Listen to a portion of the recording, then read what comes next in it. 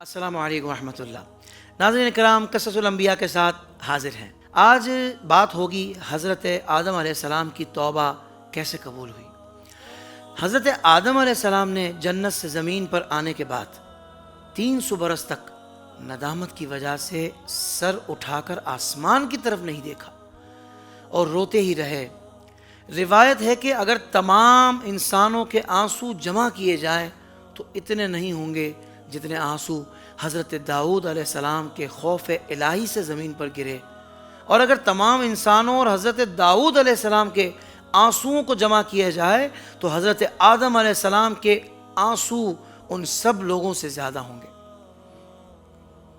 تفسیر ساوی، بعض روایات میں ہے کہ آپ نے یہ پڑھ کر دعا مانگی کہ سبحانک اللہم و بحمدک و تبارک اسمک و تعالی جدک ولا الہ الا انت ظلمت نفسی فاغفر لی انہ لا یغفر الذنوب الا انت، یعنی اے اللہ، میں تیری حمد کے ساتھ تیری پاکی بیان کرتا ہوں۔ تیرا نام برکت والا ہے اور تیری بزرگی بہت ہی بلند مرتبہ ہے، اور تیرے سوا کوئی معبود نہیں ہے، اور میں نے اپنی جان پر ظلم کیا ہے تو مجھے بخش دے، کیونکہ تیرے سوا کوئی نہیں جو گناہوں کو بخش دے۔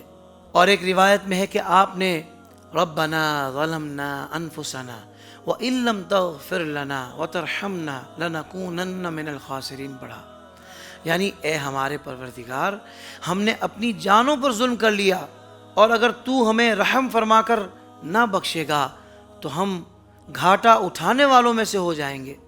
تفسیر جلالین۔ لیکن حاکم و طبرانی، ابو نعیم و بیہقی نے حضرت علی المرتضیٰ رضی اللہ عنہ سے مرفوعاً روایت کی ہے کہ جب حضرت آدم علیہ السلام پر عتاب الہی ہوا تو آپ توبہ کی فکر میں حیران تھے۔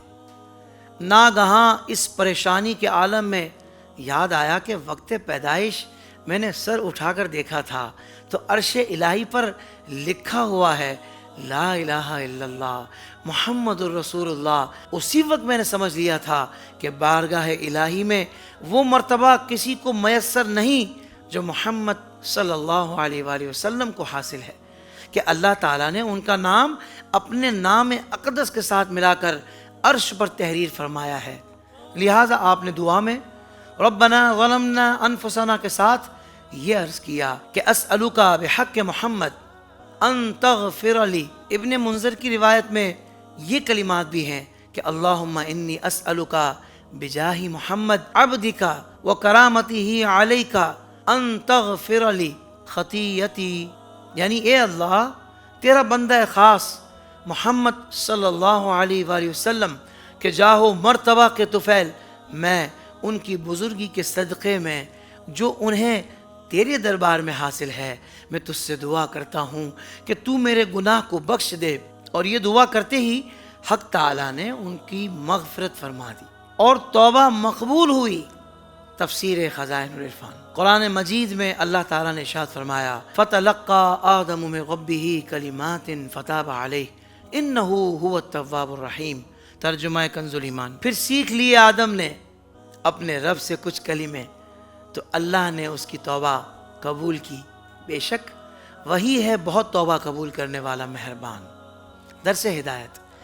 اس واقعے سے چند اسباق پر روشنی پڑتی ہے جو یہ ہیں۔ نمبر 1، اس سے معلوم ہوا کہ مقبولان بارگاہ الہی کے وسیلے سے بحق فلاں و بجاہ فلاں کہہ کر دعا مانگنی جائز اور حضرت آدم علیہ السلام کی سنت ہے۔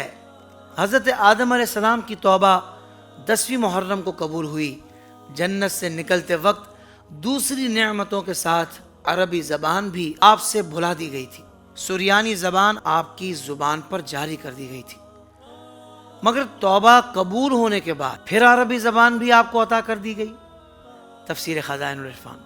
نمبر 3، چونکہ حضرت آدم علیہ السلام کی خطا اجتہادی تھی اور اجتہادی خطا معصیت نہیں، اس لیے جو شخص حضرت آدم علیہ السلام کو عاصی یا ظالم کہے گا وہ نبی کی توہین کے سبب سے کافر ہو جائے گا۔ اللہ تعالیٰ مالک و مولا ہے، وہ اپنے بندہ خاص حضرت آدم علیہ السلام کو جو چاہے فرمائے، اس میں ان کی عزت ہے۔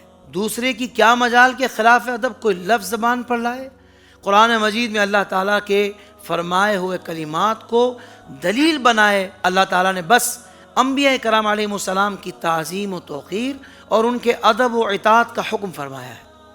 لہذا ہم پر یہی لازم ہے کہ ہم حضرت آدم علیہ السلام اور دوسرے تمام انبیاء کرام کا ادب و احترام لازم جانیں، اور ہرگز ان حضرات کی شان میں کوئی ایسا لفظ نہ بولیں جس میں ادب کی کمی کا کوئی شائبہ بھی ہو۔ واللہ تعالی عالم، وما علینا الا البلاغ۔ سوشل میڈیا پر اسلام کی صحیح تعلیمات جاننے کے لیے ابھی حافظ سائر قادری کا نیا YouTube channel Islamic digital studio subscribe کر لیں، اور ہاں نوٹیفیکیشن بیل آئیکن کو بھی پریس کر لیں تاکہ ہماری نئی ویڈیوز آپ تک بر وقت پہنچ سکیں۔